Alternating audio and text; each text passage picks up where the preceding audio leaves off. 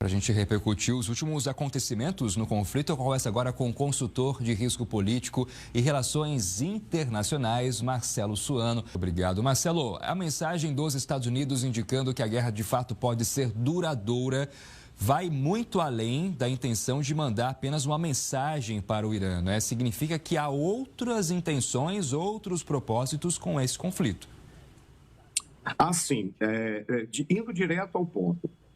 Há um tempo, acho que fui conversando com vocês aqui na Record News, eu falei que havia a possibilidade de se estender, eu não cheguei a falar no prazo, entre 4 e 12 semanas, porque também não interessa aos Estados Unidos ter uma guerra que tenha longa duração, porque isso vai impactar em termos financeiros, vai impactar no processo eleitoral que vai acontecer agora em novembro nos Estados Unidos para escolha, para renovação toda a Câmara dos Representantes e renovação de 1/3 do Senado. E ele não pode perder o controle do Senado. Exemplo, o Senado simplesmente já definiu que o Congresso está apoiando as decisões do Trump e não irá interferir ou limitar suas decisões. Isso é muito positivo para ele. E aí o que nós observamos? Ele tem muitas pretensões. A maior de todas é evitar que surja um núcleo que seja ainda o disseminador de desestabilização na região e no mundo.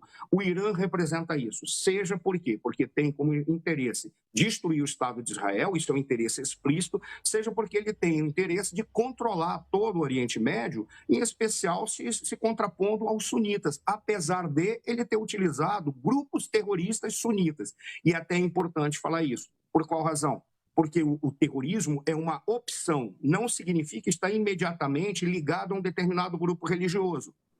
É uma opção de determinados grupos. Razão pela qual, quando o Irã pega e diz eu vou apoiar o Hamas e investiu no Hamas ao ponto de botar recursos para um grupo sunita, enquanto o Irã é xiita, ali ele não está preocupado com a questão religiosa, está preocupado em ter taticamente um grupo que aborde ou que utilize a metodologia terrorista. É isso que o Trump não quer mais permitir e Israel, por excelência, não está desejando. Então, eles vão acelerar, mas eles querem retirar o regime. É um ato de muita coragem falar isso. Nós estamos apostando no regime, na derrubada do regime. Por qual razão?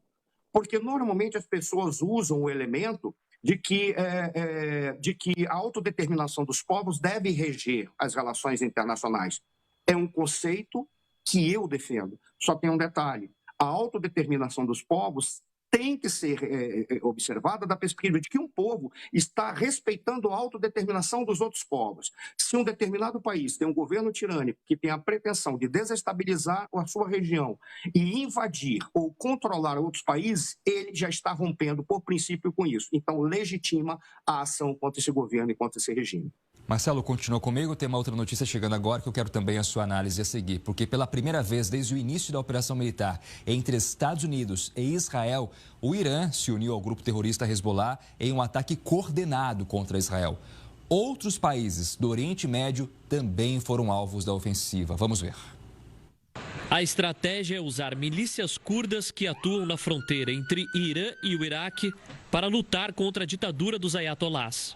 Parte desses grupos ajudaria a derrubar o regime e usaria armas fornecidas pelos americanos. Os curdos são um grupo étnico sem estado próprio com 30 milhões de pessoas. A população vive em regiões da Turquia, Iraque, Irã e Síria. Os grupos que atuam no Irã têm milhares de combatentes e já sinalizaram que podem iniciar uma operação terrestre nos próximos dias. Para isso, precisam do apoio dos curdos que vivem no Iraque e controlam o território por onde armas e tropas passariam a caminho do Irã. Com os militares iranianos envolvidos em conflito, a população poderia organizar mais facilmente manifestações contra o regime. O presidente Donald Trump tem incentivado os iranianos a derrubar o governo e a encontrar novos líderes para assumir o poder do país. A relação entre Estados Unidos e os curdos é amistosa e marcada por parcerias como na guerra contra o Estado Islâmico.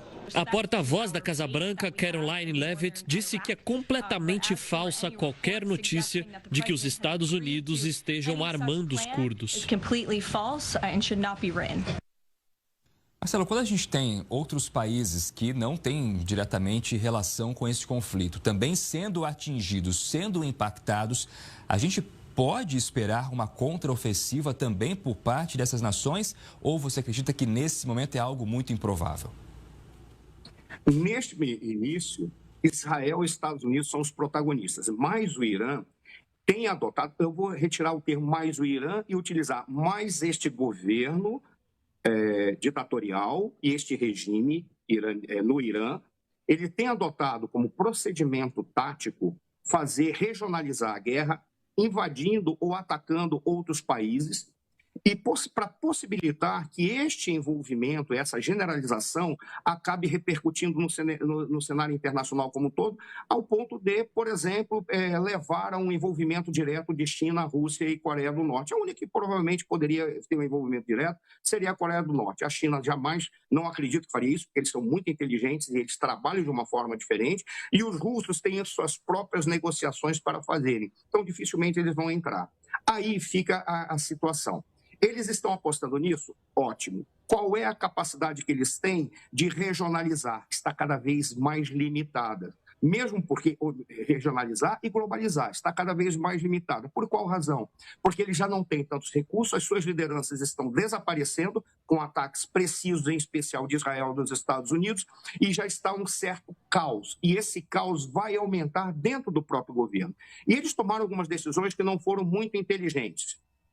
Exemplo, estão simplesmente querendo fechar o Estreito do Hormuz, mas os Estados Unidos já foram lá, já estão bombardeando os barcos de guerra do Irã, fechar o Estreito de Hormuz para Israel, para os Estados Unidos e para a Europa. O que ele fez com isso? Envolveu a França diretamente para dizer, estamos do lado, estamos mandando tropas, em especial força de mar, para o Estreito de Hormuz. Simplesmente isso, ou seja, não é um procedimento muito inteligente. Aí eles estimulam o Hezbollah. O Hezbollah sempre foi uma milícia, um grupo terrorista.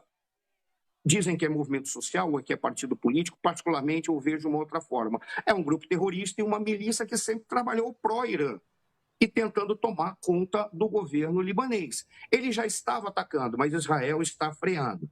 Já está fazendo um contra-ataque. Israel tem capacidade para fazê-lo e já tinha se antecipado. Razão pela qual o freio aos avanços do Hezbollah do Líbano, no Líbano e até Israel vão ser contidos. O grande problema é como você faz uma invasão por terra no Irã. Essa é a questão. Os Estados Unidos estão bombardeando e estão indo pela parte de mar. E ali eles estão fechando toda aquela região de uma forma em que eles vão ter o controle do espaço aéreo e controle do mar territorial, ou seja, da área de mar que tem acesso, ao qual o Irã tem acesso. Isso é tranquilo pelo poderio americano. A grande questão é, vale a pena colocar tropas dentro do Irã? Isso não valeria nesse momento, precisando de tropas auxiliares. Israel não tem como fazer isso, mesmo porque seria um risco muito grande. Além do que, a questão logística, para sair tropa do Estado de Israel para chegar no Irã, além de não ser adequado, seria muito custoso, muito cansativo e muito perigoso, com um nível de eficiência muito baixo. Aí surgem as milícias curdas. Eu vou falar para vocês, não as milícias curdas, não, as tropas curdas e o povo curdo. Vou falar algo em primeira mão para vocês que eu vou desenvolver no meu canal, mas para vocês eu faço questão. Há um risco além de um benefício. Qual é o benefício? Resolve essa questão logística e resolve o fato de ter tropas de terra para auxiliar numa rebelião do povo contra o regime e derrubar o regime definitivamente. Isso é maravilhoso e os curdos trabalharem em harmonia ao lado dos Estados Unidos contra o Daesh ou contra o Estado Islâmico. Só tem um dado. Armar os curdos, que é isso que a porta-voz já negou, significaria colocar sob estado de alerta a Turquia, o Iraque, o próprio povo iraniano e também a Síria. Os 4 ficarão em estado de alerta. Por quê? Porque são 30 milhões de curdos que reivindicam a construção do Kurdistão, que envolve territórios desses 4 países. E aí, no caso, armar seria uma aposta para resolver o problema do Irã, teria tropa de terra, mas e o depois? Esse é um risco muito grande.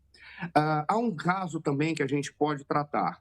Quando você fala da construção do Estado Islâmico, antes decorreu da guerra do Iraque. Na guerra do Iraque, logo depois, surgiram prisões em que foram colocados os radicais e aqueles grupos terroristas. Surgiu uma personalidade que era considerado moderado e é o cara que fazia o diálogo entre os segmentos, até mesmo para acalmá-los dentro da cadeia. O nome desse indivíduo é Abu Bakr al-Baghdadi. Quem é este senhor? Foi o cara que criou e fundou o Estado Islâmico, se tornando ultra-radical e passou a utilizar o que ele aprendeu e os armamentos adquiridos para se contrapor totalmente contra o Ocidente e contra os próprios muçulmanos que não seguiam a sua denominação, produzindo como única tática, sem incluir outras, o terrorismo. É interessante que colocar os curdos traz uma novidade também. Você terá a participação, a possibilidade de serem utilizados, ter utilizado uma tropa fantástica. Que tropa é essa? As mulheres soldados curdas, que junto com as israelenses estão entre as melhores combatentes do mundo. E elas têm uma característica: se elas entrarem nessa guerra, eles farão como fizeram com o Estado Islâmico. Não entrarão com pena. Eles não entram para chorar. Elas entram para fazer o seu inimigo chorar.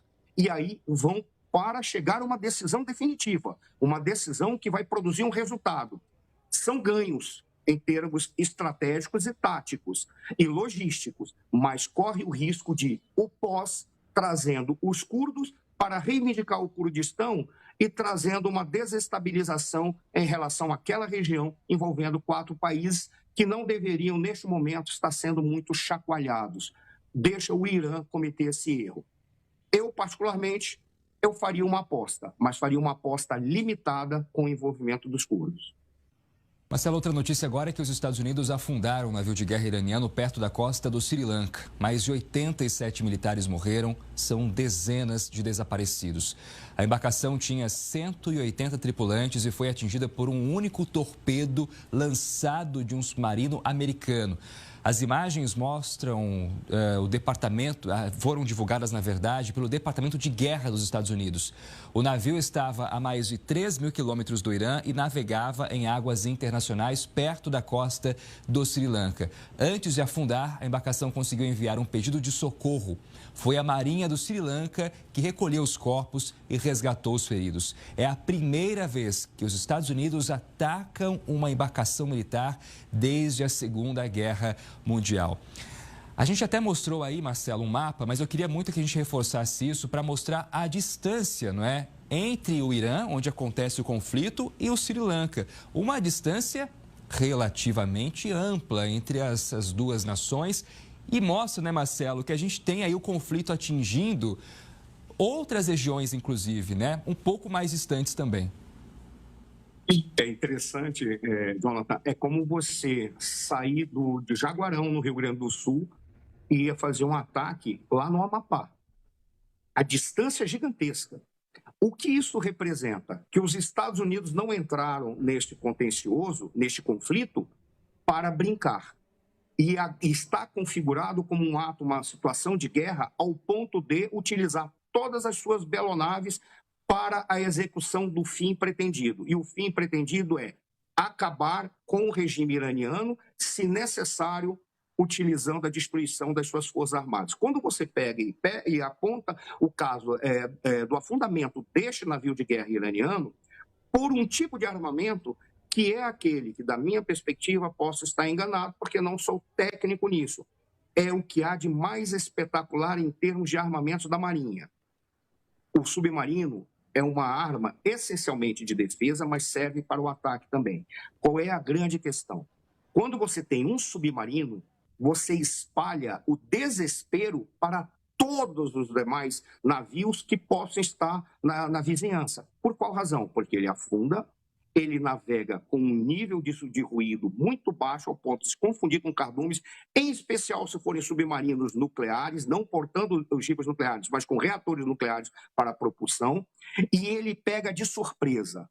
Logo, os norte-americanos já deram o recado. Nós atacaremos por ar e controlaremos o espaço aéreo. Não vamos permitir mais a produção de mísseis. Acabou com a produção de mísseis. Não vamos mais permitir essa brincadeira de projeto nuclear, programa nuclear iraniano, porque é irreal que eles têm função pacífica. E no mar, nós vamos simplesmente controlar o mar.